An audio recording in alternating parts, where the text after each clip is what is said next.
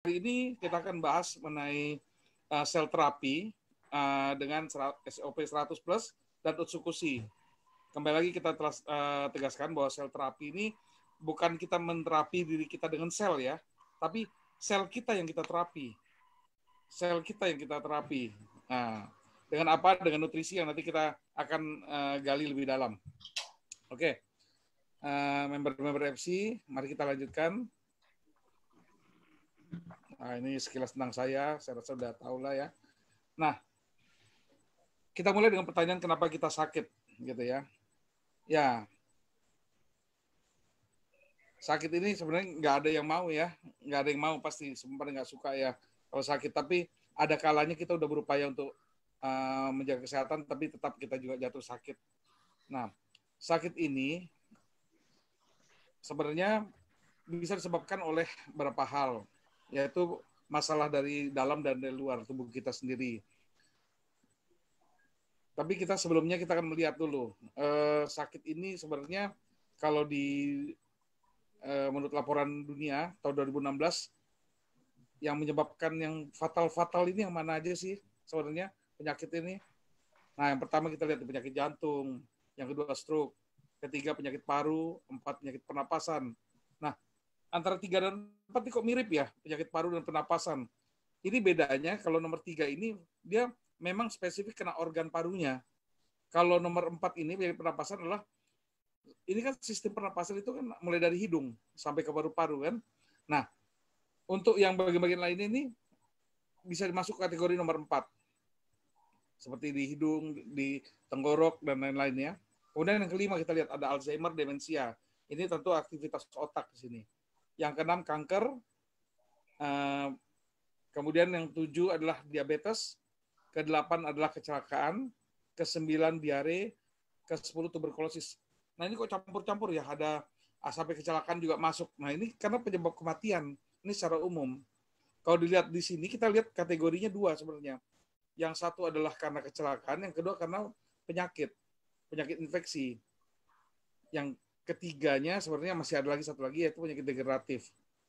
Kalau zaman dulu di mana kondisi mungkin kita pengetahuan tentang menjaga tubuh kita juga masih kurang, terus kemudian juga keadaan ekonomi juga masih sangat buruk sehingga apalagi zaman perang ya susah untuk mencari makan untuk mencari kehidupan yang baik. Itu penyakit yang paling banyak itu malah penyakit infeksi karena berhubungan dengan daya tahan tubuh kita terhadap virus, bakteri dan jamur. Negara kita ini kan memang negara tropis ya, jadi memang akan tumbuh subur lah organik seperti itu. Nah, kalau kondisi sekarang ini kita lihat ya penyakit jantung nih, memang sebagian ada infeksi, tapi paling banyak adalah penyakit degeneratif nih, stroke penyakit degeneratif. Penyakit paru juga sebagian disebabkan oleh penyakit degeneratif. Alzheimer jelas degeneratif. Kanker degeneratif. Diabetes degeneratif. Di sini kalau kita lihat mayoritas penyebab kematian sekarang ini adalah penyakit degeneratif. Nah, penyakit degeneratif ini apa sih sebenarnya?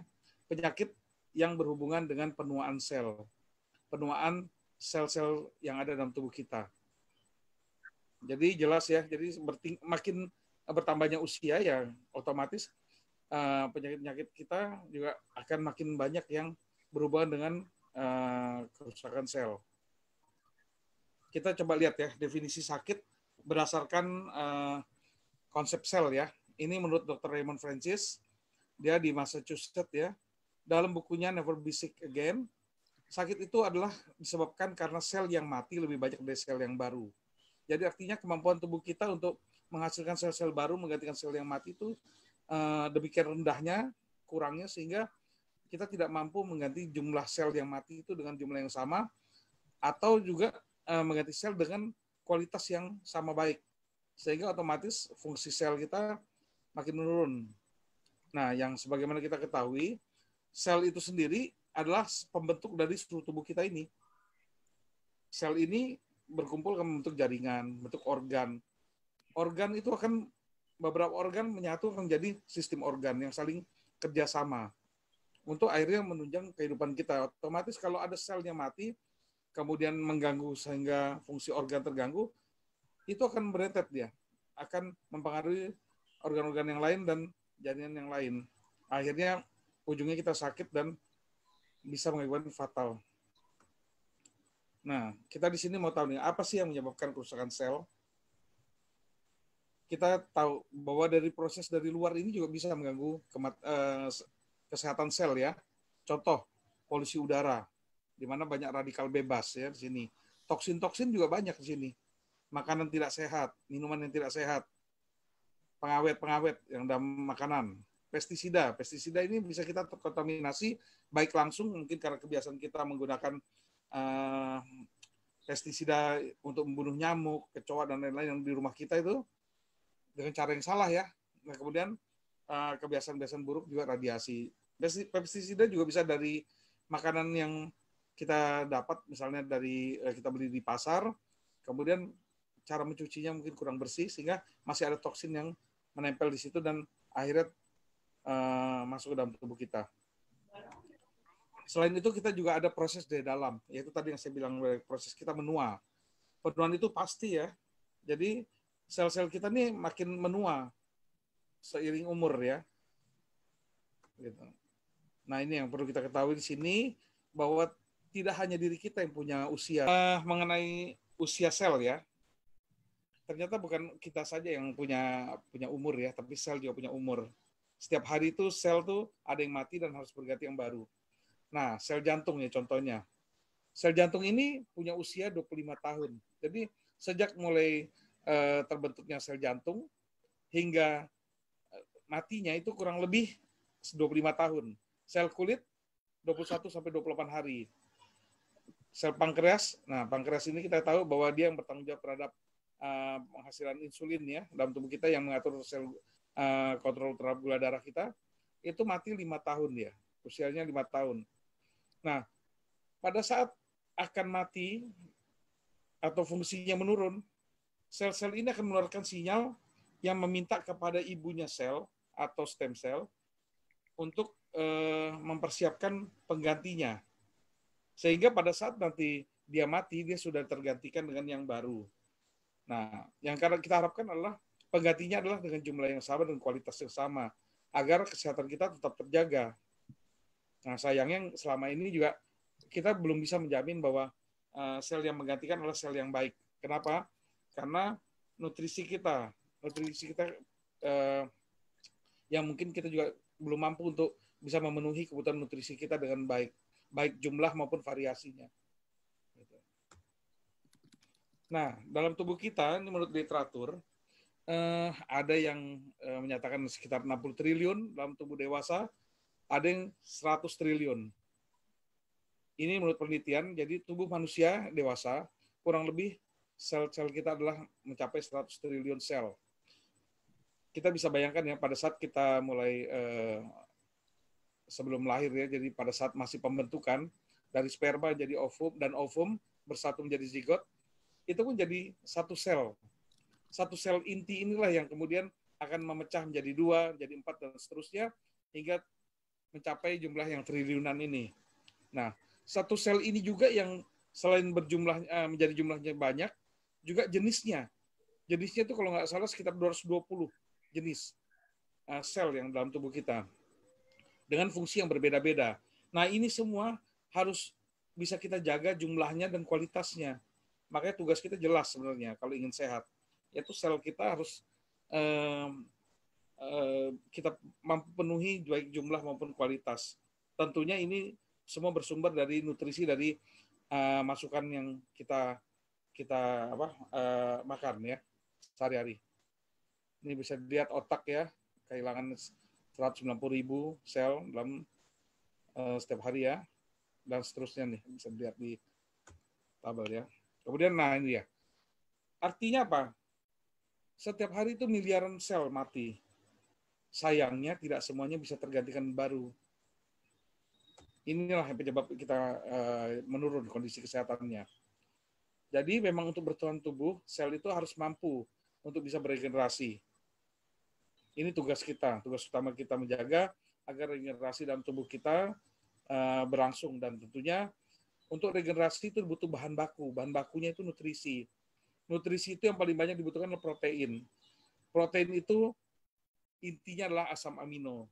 Nah, kalau dengar tahu SOP, salmon, ovari, peptide. Peptide itu adalah kumpulan dari asam amino ya, yang membentuk nanti protein dan akhirnya membentuk tubuh kita ini. Nah, bagaimana kalau tidak berhasil diregenerasi? Ya tentu jaringan dan organ akan rusak dan tidak berfungsi baik. Sistem hormon, sistem jantung, pembuluh darah, kerjasamanya lah antar organ itu akan jadi kacau dan ujung-ujungnya ya sakit. Nah, tentunya kita di sini butuh solusi ya. Seperti mana kita tahu tadi saya sampaikan bahwa sel-sel ini harus ada yang menggantikan. Nah, sel ini adalah sel hidup. Kalau hidup berarti butuh ibu. Karena ibulah yang bisa melahirkan kan. Nah, di sini kita pada abad 21 ini sebenarnya ada terobosan kesehatan yaitu penemuan stem cell, yaitu ibu dari sel atau sel punca. Nah, disinilah ternyata bisa menjadi pilihan terapi yang sangat baik ya, dan sangat menjanjikan untuk berbagai masalah penyakit, terutama penyakit-penyakit degeneratif. Nah, sekarang kita bahas stem cell. Apakah stem cell terapi itu? Nah, stem cell terapi itu untuk tahu, kita akan bahas dulu stem cell itu apa ya. Jadi stem cell itu adalah sebenarnya sel juga dia, sama kayak sel-sel yang lain. Cuma bedanya, kalau sel jantung, dia sudah punya fungsi sel jantung. Bentuknya sudah tertentu. Sel hati, dia sudah fungsinya sebagaimana fungsi sel hati. Sel saraf pun demikian. Kalau stem cell belum. Dia belum menjadi sel apa-apa, belum menjadi sel hati, sel jantung, sel saraf belum. Dia masih sel awal yang bisa menjadi apa saja. Gitu. Nah, di sini kan bisa dilihat di gambar yang tengah-tengah ini stem cell. Di sekitarnya ini ada sel otot, sel darah, sel saraf, sel jantung, sel liver, sel usus ya. Dengan bentuk berbeda-beda dan fungsi beda-beda. Nah, stem cell inilah yang mampu berubah menjadi semua ini. Makanya ini disebut induk sel atau stem cell atau mother of cell atau sel punca. Inilah yang dapat membantu kita untuk pemulihan tubuh kita agar terbebas dari penyakit degeneratif. Oke. Dan sayangnya pada usia-usia 18-20 tahun kemampuan stem cell kita dalam tubuh kita ini berkurang. Ya, salah satu penyebabnya adalah intake nutrisi kita yang mulai nggak bisa kita jamin kecukupannya baik segi jumlah maupun variasinya, sehingga bahan baku pembentukan sel-sel itu kurang dan kerjanya juga dari tubuh kita untuk membentuk sel baru itu juga jadi berkurang juga, otomatis kita mengalami penyakit-penyakit yang degeneratif tadi seperti stroke, jantung koroner, Alzheimer, diabetes dan lain-lain gitu. Nah, menurut Kaplan sendiri, stem cell ini merupakan sel penyembuh ya. Jadi ini dokternya. Jadi kalau mau tahu dokternya kita ya itu deh stem cell ya. Ini kurang lebih bentuk stem cell kalau di bawah Microsoft Electron ya. Nah, sekarang kita lihat guna stem cell apa. Pada dasarnya guna stem cell itu untuk meregenerasi sel, tapi saya sudah membuatkan yang mudah untuk dihafal oleh para member FC, yaitu ini dia nih, 5R ya. 5R, repairing, replacement, regenerasi, rehabilitasi, dan rejuvenasi. Ini sebenarnya saya bikin urutan begini, ini adalah cara kerja stem cell sendiri. Jadi stem cell pada saat dia mendapat panggilan dari sel yang rusak, contoh misalnya seseorang mengalami serangan jantung dan ada bagian dari sel jantungnya yang mengalami kematian. Sel yang mati itu akan mengeluarkan sinyal, atau sel yang rusak akan mengeluarkan sinyal yang akan memberi merupakan panggilan bantuan kepada stem cell yang ada dalam tubuh untuk bergerak dan mendatanginya. Jadi nanti sinyal itu ditangkap oleh satu agen dalam tubuh kita yang kemudian mengajak stem cell untuk pergi ke tempat titik di mana permintaan bantuan itu dikeluarkan. Contoh tadi kan jantung ya. yang mengalami kerusakan, maka sinyal tersebut keluar dari sel mati atau sel rusak tadi, kemudian stem cell akan dibawa oleh agen itu masuk sampai ke jantung yang sakit, kemudian dia akan datang, kemudian dia akan melihat kira-kira apa yang dibutuhkan kerjanya di situ. Kalau ternyata sel yang situ bukan mati tapi selnya rusak dan masih bisa diperbaiki, maka stem cell akan melakukan repairing, memperbaiki sel. Tapi di mana pada saat kerusakan yang sudah sangat parah dari sel itu atau selnya mati, maka yang dilakukan adalah bukan repairing lagi tapi replacement, digantikan. Caranya bagaimana? Stem cell akan mengcopy sel jantung yang sehat. Kemudian setelah kopinya keluar, itu akan ditempatkan di tempat yang sel mati tadi. Bedanya dengan kopi kalau kita di dunia nyata kita ya, kita kalau ke mesin fotokopi kan, yang satu ori, yang satu ininya kan KW-nya ya. Kalau stem cell tidak bisa, dia keluarnya adalah ori juga. Jadi ori di kopi keluarnya ori. Nah itu luar biasanya. Jadi dilakukan replacement. Kemudian juga akan dilihat di situ, apakah susunan-susunan selnya masih teratur atau tidak. Yang tidak teratur akan dikembalikan susunannya, diatur kembali mengikuti template yang ada. Jadi manusia ini sama kayak bangunan. Manusia punya blueprint. Blueprintnya itu ada dalam DNA kita. Nah, itu yang stem cell akan baca bahwa susunan seharusnya demikian. Berarti kemudian dia akan mengembalikan susunan itu ke susunan yang aslinya. Yang keempat adalah rehabilitasi, di mana pada saat dia datang memenuhi panggilan, ternyata di situ kerusakannya bukan hanya satu sel, tapi hampir seluruh sel yang di situ ternyata sudah fungsinya sudah menurun atau sudah rusak. Maka dia akan melakukan rehabilitasi, yaitu bongkar besar-besaran, dia akan memperbaiki. Nah, ini yang butuh waktu di sini.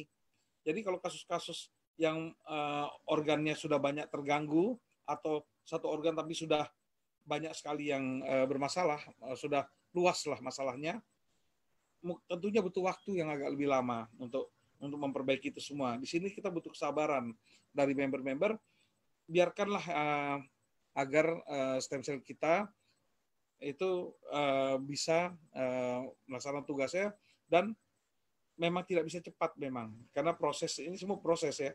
Sakit aja itu butuh proses. Sakit itu butuh proses. Sembuh juga butuh proses. Jangan sakitnya udah 15 tahun, minta sehat dengan baru 1 box, 2 box gitu ya. Nah gitu. Nah, di sini kalau sudah yang pertama repairing, replacement, regenerasi, rehabilitasi, semua sudah terjadi dalam tubuh kita, tentunya harapan kita kan adalah semua organ kita, fungsi-fungsi kita sudah baik. Nah, di sini kita ada bonus di sini baru, yaitu rejuvenasi, di mana sel-sel yang menua itu akan diremajakan. Jadi, saya juga sebenarnya setuju dengan klaim bahwa dari produk-produk AFC ini bukan hanya anti-aging, tapi reverse aging. Jadi, sel-sel yang sudah menua pun diremajakan kembali. Gitu, itu luar biasanya. Oke. Nah, ini sedikit aja, saya akan singkat aja di sini, bahwa sekedar tahu aja bahwa stem cell yang saat ini ada di dunia kedokteran adalah hanya dilaksanakan di rumah sakit, dan di Indonesia ini hanya 11 rumah sakit yang dapat izin untuk melaksanakan pelayanan stem cell. Sedangkan asal stem cell sendiri yang pertama itu bisa dari sel embrio, tapi ini nggak mungkin kita lakukan di Indonesia karena ini ilegal. Satu, bertentangan dengan kemanusiaan, karena dengan kita mengambil stem cell dari embrio maka janin jadi tidak akan berkembang, dan artinya kehidupan tidak berlanjut di sini. Yang kedua, dari sisi agama juga dilarang juga. Yang kedua, bisa kita ambil dari stem cell tadi pusat. Ini kalau mungkin kita bicara 10 tahun yang lalu sangat-sangat jarang ya, cuma kebanyakan orang mungkin masih harus keluar negeri ini untuk bisa melaksanakan stem cell tadi pusat ini. Atau kalaupun dilaksanakan di Indonesia, tapi untuk taruh tali pusat ini, stem cell-nya ini harus keluar negeri, ke Australia atau ke Singapura. Karena ada bank khusus untuk stem cell. diambil dari tali pusat bayi. Yang ketiga ini adalah stem cell sumsum tulang. Nah, ini yang paling banyak dilakukan ini. Dan ini yang dianggap paling mudah saat ini, yaitu mengambil dari tulang panggul dari pasien, di mana nanti akan dibor, sumsum tulangnya diambil, kemudian sumsum tulang itu akan dimasukkan ke dalam alat sentrifuge untuk dipisahkan antara stem cell dengan dengan material lain yang tidak digunakan.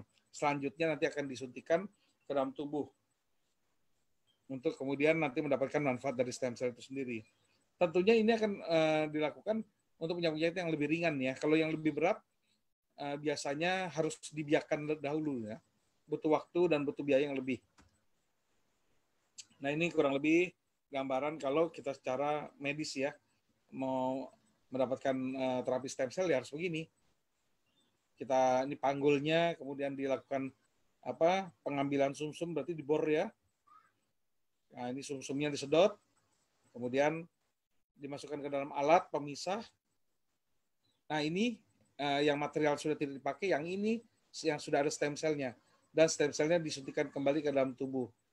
Dan diharapkan dalam beberapa hari, beberapa minggu, mulai berkembang yang satu sel menjadi dua dari jadi 4, dan seterusnya, memperbaiki sendi-sendi atau bagian tubuh yang ingin diperbaiki.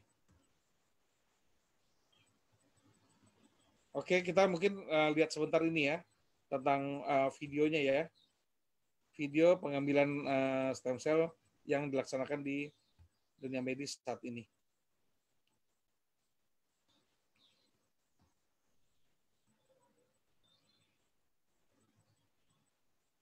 Pada kasus ini adalah pasien mengalami kecelakaan, luka di sendi, kemudian juga dia mengalami masalah osteoporosis. Ini adalah tahap persiapan untuk terapi stem cell.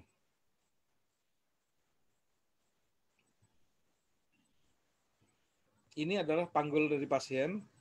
Kenapa dipanggul, diambil stem cell-nya? Karena di panggul ini cadangan stem cell itu terbanyak dan paling mudah diakses.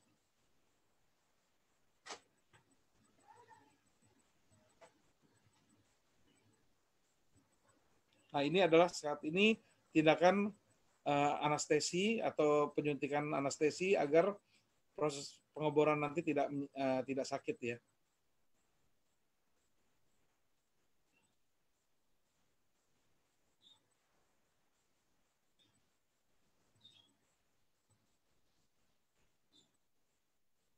Nah, ini proses pengeborannya.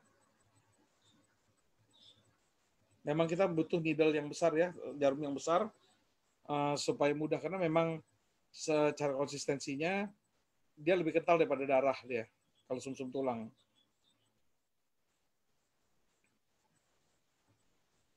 Nah, ini pengambilannya, kita lihat sendiri bahwa memang lebih kental ya. Warnanya juga lebih gelap dibandingkan darah.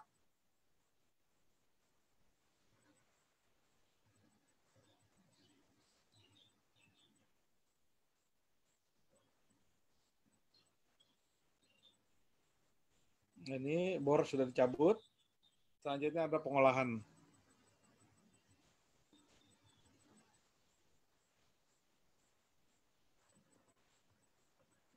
Nah, ini dimasukkan ke dalam alat centrifuge, namanya Magellan device. Tujuannya adalah untuk memisahkan antara material yang bukan stem cell dengan stem cell, yang mengandung stem cell.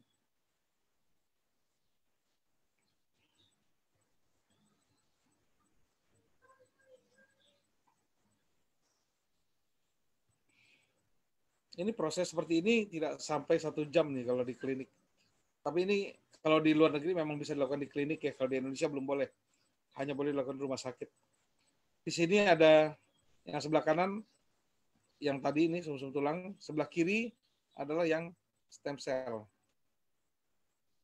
Nah, ini udah selesai pemilahannya. Sekarang yang mengandung stem cell inilah yang akan diaplikasikan ke pasien langsung.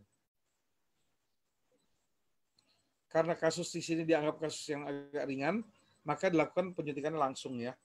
Kalau yang berat seperti diabetes, stroke dan lain-lain gitu ya, mungkin dibutuhkan stem cell lebih banyak sehingga tidak bisa langsung, tapi harus dibiarkan dahulu. Nah, dibiarkan ini tentu ada dalam chamber tertentu dan butuh waktu, butuh biaya juga, butuh alat yang lebih juga. Oke, ini langsung diaplikasikan ke pasien. Nah, inilah merupakan terobosan abad 21, makanya kita nih mencari solusi. Bagaimana caranya kita juga bisa mendapatkan manfaat seperti ini, tapi kalau bisa ya jangan sampai harus mengalami menjalani yang seperti ini gitu. Dapat manfaatnya mau kita, tapi kalau bisa jangan ikut jalani proses ini gitu. Dan sekedar buat pengetahuan saja, untuk orang dengan berat 60 kg, kira-kira biaya yang dibutuhkan untuk terapi stem cell keseluruhan itu tinggal dikali dengan ini aja. Berat badan kita misalnya 1 kilogram itu butuh 2 juta stem cell. Jadi kalau 60 kilogram berat badan, maka dikali 2 juta stem cell, maka kita butuh 120 juta stem cell. Satu stem cell, biaya pengolahannya adalah Rp2. Tinggal dikali lagi, jadi kita butuh kurang lebih 240 juta rupiah untuk sekali terapi stem cell untuk berat 60 kg. Kesimpulannya, terapi stem cell yang saat ini ada tuh, ya kalau bilang dari segi biaya tentu tidak banyak orang yang bisa menikmati ya. Istilah menikmati itu yang bisa mendapatkan manfaat dari stem cell terapi yang secara medis. Kenapa? Karena biayanya masih mahal. Yang kedua, tentu banyak yang tidak nyaman ya dengan rasa sakit ya. Yang ketiga, kenapa dibilang sulit? Karena butuh tenaga-tenaga medis tertentu, dokter yang khusus, perawat yang khusus, butuh alat-alat khusus, dan tidak semua institusi kesehatan bisa melakukannya. Terus dinyatakan tidak stabil di sini. Kenapa tidak stabil? Karena terlalu banyak proses yang harus dilalui. Dan setiap proses itu ada, tentunya ada hambatan-hambatan yang bisa terjadi, bisa. Jadi memang kondisi ini memang dengan cara medis mungkin agak ini ya, agak riskan untuk dilakukan dan tidak banyak yang bisa menikmati manfaatnya seperti ini. Nah, kita cari solusi di sini. Nah, alhamdulillahnya adalah ternyata dari FC kita bisa mendapatkan solusinya, yaitu dengan adanya SOP 100 Plus, di mana ternyata dari hasil uji klinis didapatkan bahwa kandungan dari Ikura salmon ini mampu melakukan regenerasi sel. Nah, regenerasi sel ini kan sebenarnya fungsi dari stem cell. Jadi kita bisa mendapatkan manfaat dari SOP 100 Plus ini berupa regenerasi sel. Kalau yang saya juga pahami di sini, sebenarnya SOP 100 Plus itu bukan sifatnya menggantikan stem cell ya. Jadi dia bukan stem cell, dia adalah nutrisi. Di sini kan disebutkan salmon ovary peptide. Peptide ini tadi saya bilang nih, ini kandungannya adalah asam amino. Asam amino itu adalah bahan-bahan pembentuk protein, pembentuk hormon, dan lain-lain ya. Nah, inilah yang menjadi dasar untuk menjadi bahan baku bagi tubuh kita. Jadi tubuh kita itu kalau mau sehat, sel-sel kita ingin terbentuk dengan baik, kita butuh bahan baku yang kualitasnya tinggi, yang jumlahnya cukup. Tapi selain itu harus ada juga yang membentuk, yang membuat. Jadi harus ada pekerjanya. Pekerjanya itu adalah stem cell. Nah, dengan menggunakan SOP 100 Plus ini, kita berharap bahwa kecukupan terhadap bahan bakunya, baik jumlah maupun variasinya, itu dapat dipenuhi oleh SOP 100 Plus. Yang kedua adalah aktivasi dari stem cell itu sendiri. Menjadi tadinya yang di usia 18-20 tahun itu sudah kerjanya sudah melemah, sudah ibaratnya cenderung tidur lah gitu ya, itu kayak terbangunkan dan dia menjadi aktif, diberdayakan itu stem cell-nya. Sehingga stem cell-nya bagus, bahan bakunya cukup dan kualitasnya baik, maka itulah bisa akhirnya memperbaiki berbagai masalah di tubuh kita. Nah, dari hasil uji cobanya, ternyata uji klinisnya, ternyata bisa dilakukan regenerasi sel oleh SOP 100 Plus ini.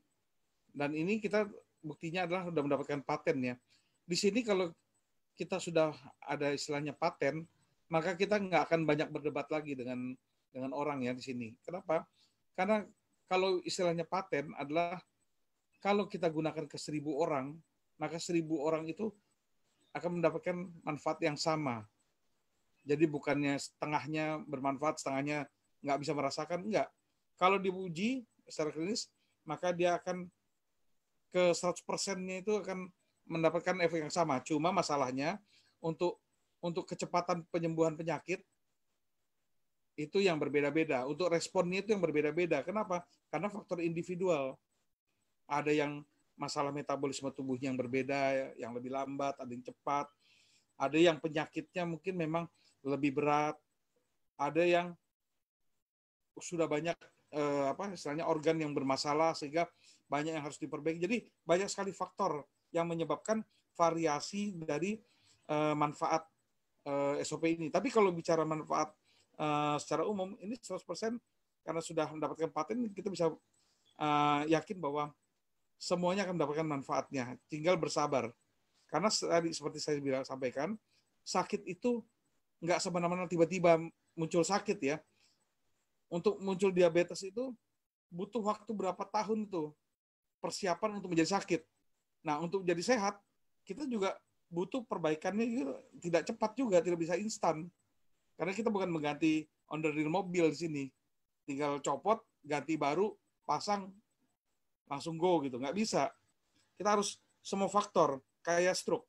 Stroke itu memang dikategorikan sebagai penyakit, tapi sebenarnya stroke itu kan adalah kumpulan dari berbagai penyakit yang lain seperti hipertensi, ada kolesterol, ada lain-lain, sehingga berkumpul efeknya menimbulkan stroke gitu. Jadi banyak faktor yang harus dibereskan dalam tubuh kita.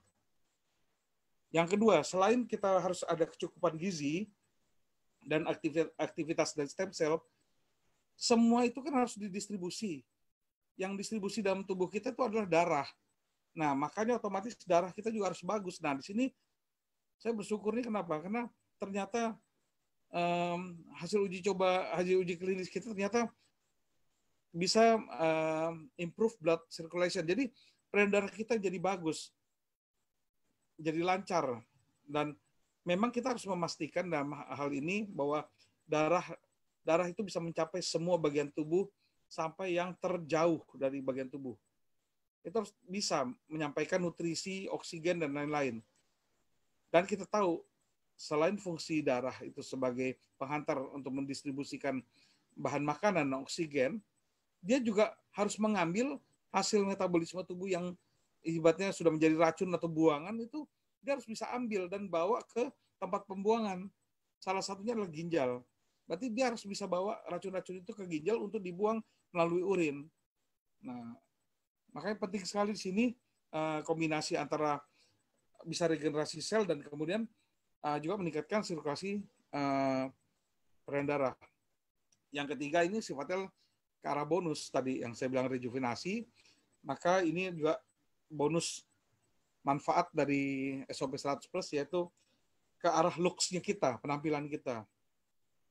Orang juga akan melihat karena cerminan tubuh kita yang ada di luar ini adalah sebenarnya cerminan dari yang di dalam.